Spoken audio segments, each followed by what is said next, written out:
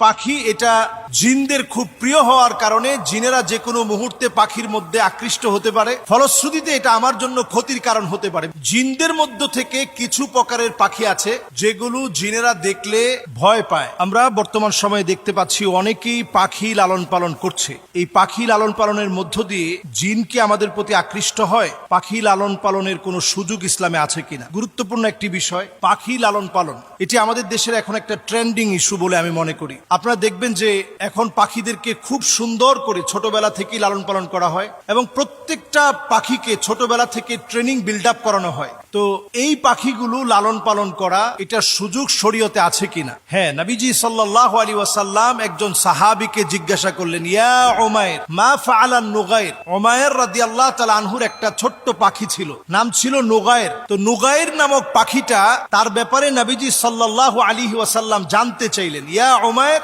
মা ফাআলান নুগাইর, নুগাইর নামক পাখিটার খবর কি? তো আমরা এই জন্য বর্তমানে যে সমস্ত পাখিগুলো রয়েছে লালন পালন করা যেতে পারে, যে সমস্ত পাখি কথা বলতে পারে, তাদেরকে ট্রেনিং বিল্ড আপ করিয়ে আরো বেশি সুন্দর সুন্দর কথা শেখানো। ছোট ছোট বাচ্চারা মোবাইলের প্রতি যেভাবে আসক্তি এখন বেড়ে গিয়েছে, মোবাইলের প্রতি যেভাবে আসক্ত হয়ে পড়েছে, এটা থেকে দূরে রাখার জন্য এ জাতীয় পাখি লালন পালন করা যেতে পারে। এক্ষেত্রে আমরা অনেকেই মনে করে থাকি যে পাখি এটা জিনদের খুব প্রিয় হওয়ার কারণে জিনেরা যে কোনো মুহূর্তে পাখির মধ্যে আকৃষ্ট হতে পারে, ফলশ্রুতিতে এটা আমার জন্য ক্ষতির কারণ হতে পারে। বিষয়টা আসলে মোটেও এমন না। নবীজি সাল্লাল্লাহু আলাইহি সাল্লাম আমাদেরকে অনুমতি দিয়েছেন পাখি লালন পালন করার। তবে হ্যাঁ, যেই পাখিটা বনে সুন্দর তাকে বনে ছেড়ে রাখতে হবে। যেটা হয়তো আপনি আপনার ঘরের মধ্যে আপনি ছোটবেলা থেকে লালন পালন করেছেন, এখন বর্তমানে ডিম পাওয়া যায়, ডিম থেকে বাচ্চা ফুটানো থেকে শুরু করে লালন পালন যেগুলো একেবারে হ্যান্ড বিটিং এর মাধ্যমে আপনার হাত দিয়ে তাকে খাবার দিবেন, সেই খাবার গ্রহণ করবে, এমন পাখি আপনি লালন পালন করতে পারেন। শরীয়তের দৃষ্টিকোণে এটা নিষেধ না। এরপরে আসুন, জিনদের মধ্য থেকে